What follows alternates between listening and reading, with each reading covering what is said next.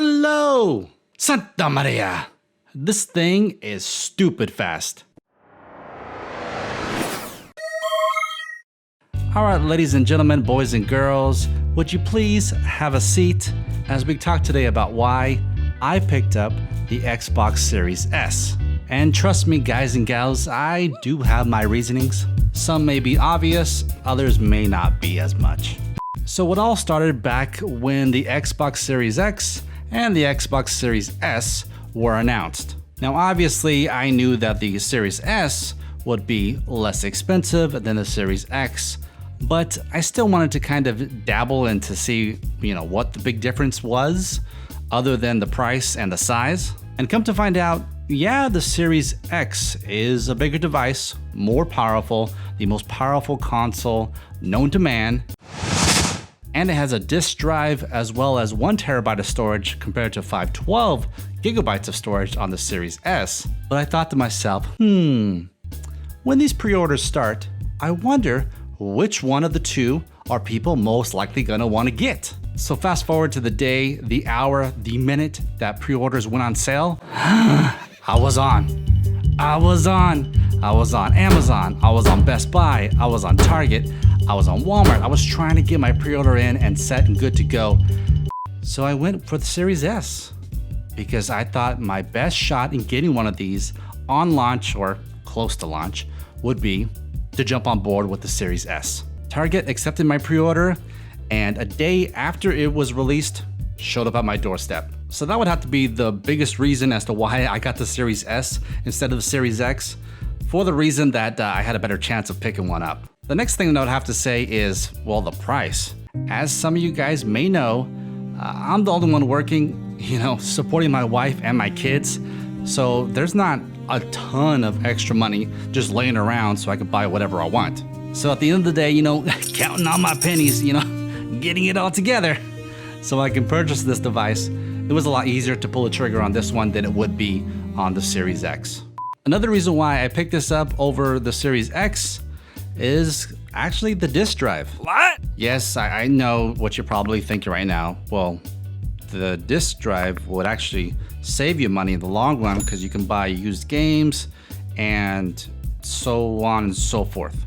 And yes, that is technically true. However, I do have 4 kids. Count them. 1, 2, 3, 4 kids.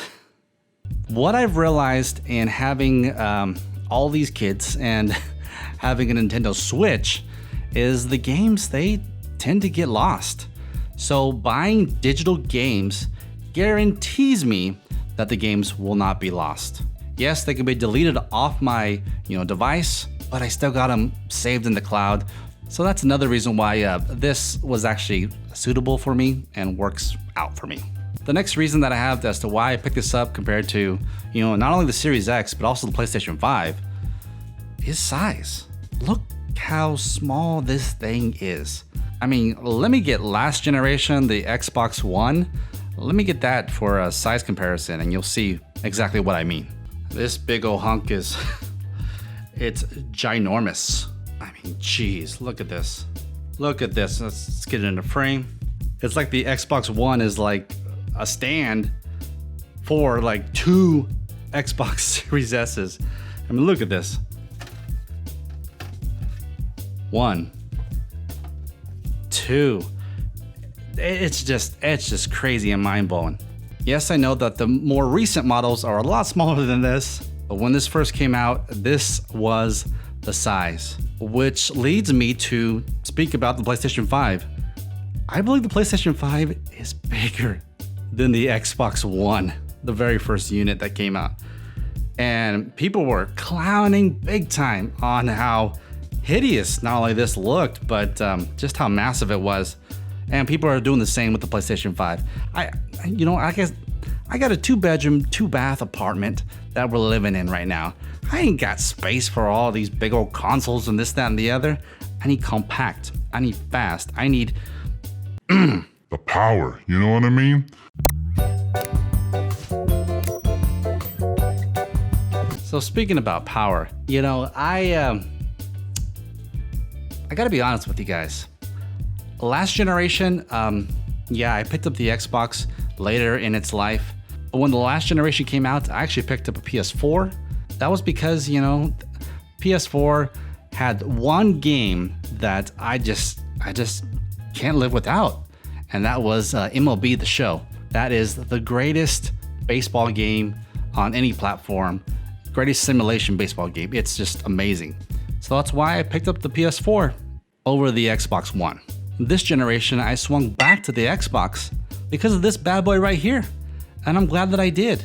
This thing is stupid fast. Whether going from game to game, whether going from game to home, turning it on, connecting, all that stuff, it's just on point, people. The SSD that's built inside is blazing fast. Yes, not as fast as the Xbox Series X, but fast enough to do the job and get the job going. I've actually watched a couple videos of some other YouTubers that have compared the real-world tests between both Xboxes, and other than some minor graphical modifications and running at 30 frames per second rather than 60 frames per second, there's really not much of a difference. Now, if that's your jam, then yeah, by all means, get the Series X. But if you can settle with an all-digital version, this is the way to go. Now, as I said earlier, this packs 512 gigabytes of storage. Now, you might be wondering, what's that on top right there? That is a 4 terabyte Seagate Xbox game drive for the Xbox One S. For any previous Xboxes, it'll work just the same. Now, you could buy the SSD that you plug into the back of the Xbox One S or X, but that's like 200 something bucks. And I think that's only a terabyte.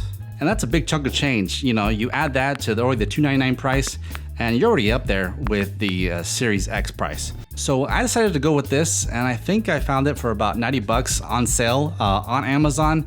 You know, right now, you know, Black Friday and Thanksgiving shopping and Christmas and all that stuff. So these things are going on sale like hotcakes. So for about 90 bucks, I got 4 terabytes of storage. Yes, it's not gonna be super fast as the SSD, but then again, a lot of games that are on Game Pass or any games from previous consoles that you have, you can download to this drive and you can run directly off this drive. You don't have to put it on the actual Series S SSD. You can run it straight off this drive. So the last thing we're gonna talk about in this video is, of course, the new and updated, redesigned Xbox Series S controller. What? Nah, just kidding. It's not really redesigned. It's updated, but it's real similar to previous generations. However, it does feel very nice in the hand. This design started way back in the day with Dreamcast, and then it just got updated. Xbox took it over, and they just kept refining it, making it better and better and better. So honestly, if it's not broken, you know, why fix it? Now, unlike previous versions, the back is actually textured, so it's not a slippery type of feeling. It really feels grippy. It's kind of like having like a D-brand type of skin on your device. It's real nice. It gives a nice grip to it when you're playing some games. So I have a couple more videos that will follow up on the Xbox Series S as to why I like it and how I'm using it and playing the games and all that stuff. But for now, you know, if you have any questions, comments, anything you want to talk about, just let me know down in the comments below, and I'll definitely get back to you as soon as I can. So if you're ready to buy or would like more information on the Xbox Series S or the Seagate 4 terabyte game drive, leave a comment down below or click the link in the description. Don't forget to subscribe and click the notification bell to make sure you're in the loop for all things handsome gadgets. Make sure to give this video a thumbs up before you leave, as it definitely helps out the channel quite a bit. Thank you and have a good one.